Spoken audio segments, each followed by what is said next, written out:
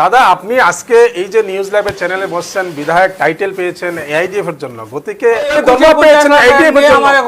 সরকারি দরমা পেয়েছেন এআইডিএফ এর জন্য, আজকের ডেটে কেন আপনি ব্লেম দিতে আছেন? তখন আপনি টিকিট নিতেন না। আপনি যদি জনতার প্রত্যেকটা পার্টিরই আপনারা এই যে টিকিটের ক্ষেত্রে মানে টাকা পয়সার লেনদেনের বিষয়টা আসে, অভিযোগটা আসে, দেখেন কংগ্রেসেরও আছে, ইভেন কি বিজেপিরও আছে।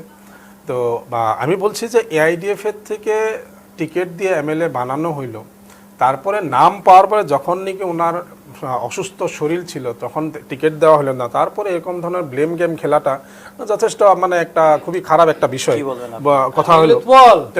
একটা কথা হয়েছে যে দেখেন বরাকবেলিতে 10 কোটি টাকা বলেছে, দেখেন বরাকবেলিতে আপনার একটা স্টাইল আছে যেই রাজনীতির আসলেই একটা পরিবর্তনের দরকার, যে আপনার এই যে কয়লা সিন্ডিকেট মাফিয়াগিরি একটা স্টাইল ডিমান্ড করেছিলেন, মাফিয়াগিরি দেখেন এটা জিনিসটা মনে করে রাখো তো নীলোৎপল। দেখেন একটা কথা বলছি যে না, পার্টির আপনার ক্যাম্পেইনের জন্য কোনো মানুষ কিছু টাকা দিতেই পারে, কিন্তু তার জন্য আপনার টিকিট যে শুধুমাত্র বিক্রি হয় এই অভিযোগটা টোটালি মিথ্যা। আমরা জনতার জন্য আমরা কাজ করি, জনতার জন্য। যেসব মানুষ যেসব বিধায়ক আজকের সময় জনতা যেসব খুব দেখিয়েছে, আমরা জনতার খুবের সাথে আমরা আছি, জনতার খুবের সাথে আইডিয়া আছে থেকে জানি। আজমল সাহাবের কাছে যত মিডিয়া যত ধরনের মানুষই যাক, কিছু কথা বলেন, কিছু খুব একটা ভালো একটা মানে 5 কোটি টাকা আগে দিতে হবে, পরিবেশটা জমানোর জন্য অনেক কথা বলেন। যদি টাকাই নিতে হতো তাহলে পাবলিকলি কেন বলতো, একটা সাংবাদিকে কেমন করে জানতো? তাহলে একটা ভরা মিটিং এর মাঝখানে যদি 10 কোটি টাকা 20 কোটি টাকা বলা হয়, এটা শুধুমাত্র একটা ট্রেন্ড হিসাবে উনি একটা হাস্যকর পরিবেশ বানানোর জন্য বলেছেন, বাকি কিছু না। এটা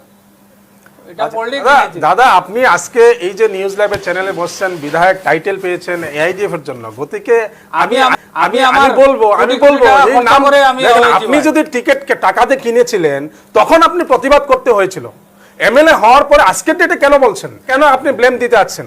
তখন আপনি টিকিট নিতেন না।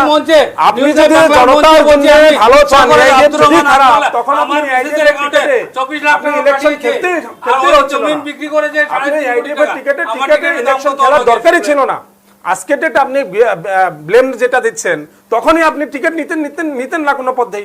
আপনি জনতার হকে বলছেন, জনতার মানুষ, এআইডিএফ খারাপ দল, এটা যদি বলতেন তখন আপনি এই বিধায়ক কেন হইলেন এআইডিএফ এর টিকিটে?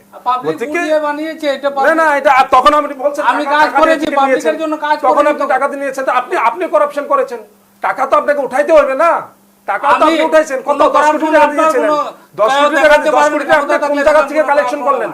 10 কোটি টাকা আপনি কত টাকায় টিকিট কিনেছিলেন বলেন? আপনি কয় কোটি টাকা দিয়েছিলেন? ওই কোটি টাকাটা আপনি কোন জায়গাটা দেখবেন? আপনি কোন নিয়েছেন? আপনি করাপশন করেছেন, আপনি করাপশন করেছেন, আপনি করাপশন করেছেন। এত টাকা কোন জায়গা থেকে আপনি উঠাইলেন? ইনভেস্টমেন্ট, মানুষ একটা ইনভেস্টমেন্ট যদি আপনি করেছেন, টাকা টিকিট টাকা ঠিক আছে। আমি যেটা বুঝতে পারছি কিছু অভিযোগ রয়েছে আপনাদের দলের বিরুদ্ধে, দলের নেতৃত্বের বিরুদ্ধে, সেটা আলাদা কথা, সেটা আপনাদের দলের অভ্যন্তরীণ বিষয়। আমি যেটা বলতে চাইছি যে ধরুন কোনো কারণে আপনারা তো এই 3 জনকে টিকিট দেবেন না, যারা মানে হাইলাকান্দির যে 3 জন আছে, আপনি স্পষ্ট ভাষায় বলে দিয়েছেন যে টিকিট দেবেন না। এবার কোনো কারণে এই 3 জনের 2 জন যদি অগপ দলে গিয়ে যোগ দেয় এবং সেখানে গিয়ে প্রার্থী হয়, তাহলে সেটা আপনাদের দলের জন্য ক্ষতি হবে কি না? অবশ্যই হবে না। দেখেন একটা কথা বলছি কি, যে দেখেন নির্বাচন, আমি প্রথমে বলেছি যে এই যে আলগাপুর, কাটলিচড়া, তারপরে হাইলাকান্দির মানুষের যেটা আবেগটা, এই আবেগটা হইল গিয়ে আপনার যে ওই জায়গার এমএলএ যারা ছিলেন তাদের বিরুদ্ধে। আর তারা প্রত্যেকজন জনতা ভোট দিয়েছিলেন বদরুদ্দিন আজমল সাহাবের চেহারা দেখে, আজমল সাহাবকে ভোট দিয়েছেন। এখন বদরুদ্দিন আজমল সাহেব আজকের ডেটে সারা আসামে বিজেপির যে সাম্প্রদায়িক রাজনীতি, এই রাজনীতিতে সবচেয়ে আঘাত কাকে করছেন? আমি দেখেন আমরা নির্বাচনে আপনাকে